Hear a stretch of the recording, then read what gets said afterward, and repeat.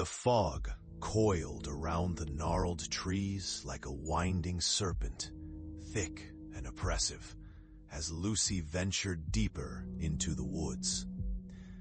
The whispers in the wind brushed against her ears, soft and slithering, teasing her sanity with half-formed words.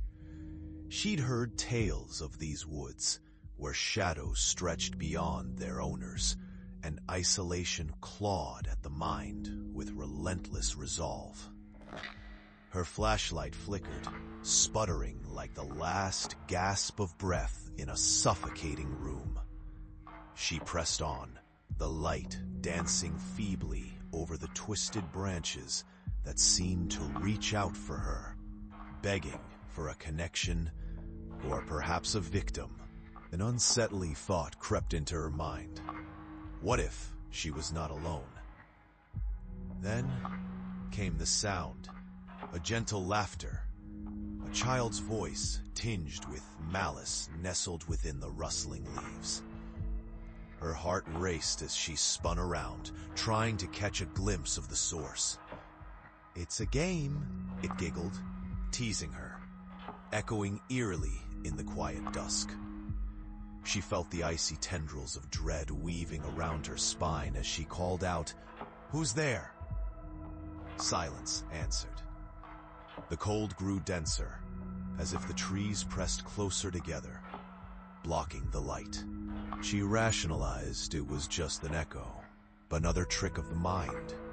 Fear spread like wildfire, igniting the shadows around her. Then, a sudden chill swept through the clearing, causing the hairs on her arms to stand on end.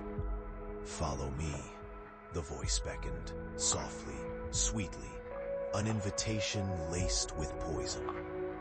Compelled by an unseen force, Lucy stumbled forward, each step burdened by an unseen weight, like chains drawing her deeper into that fog-laden prison. Despite every instinct screaming for her to turn back, she moved onward, ensnared by a vision of a small figure cloaked in white, sparkling like moonlight in the distance.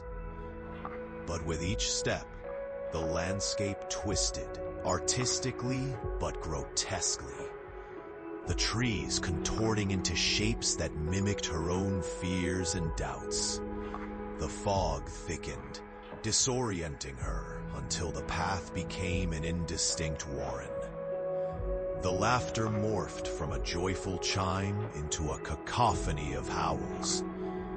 It was as if the trees began to breathe, drawing in the sound, amplifying her frantic heartbeat. Just a little closer, it coaxed, the voice now sinister, echoing within the depths of her mind. Finally, she broke through the last shroud of fog and froze. The clearing stretched out before her, not as she had envisioned, but as a tomb of sharpened branches and weathered tombstones, each one bearing her name. The reality hit like cold water, revealing shadows that were not her own. The child's laughter echoed again, now devoid of playfulness, the realization dawning upon her that the figure had never been human. As she turned to flee, 1,000 voices enveloped her, drifting closer, insatiable whispers tracing through the dark. Yet she found her feet, rooted in place. She was not merely in the woods anymore. She was part of it, an echo, a whisper waiting to lure in the next lost soul, drawn forever into a night that knew no end. The fog curled around her once more, welcoming a new child into its fold.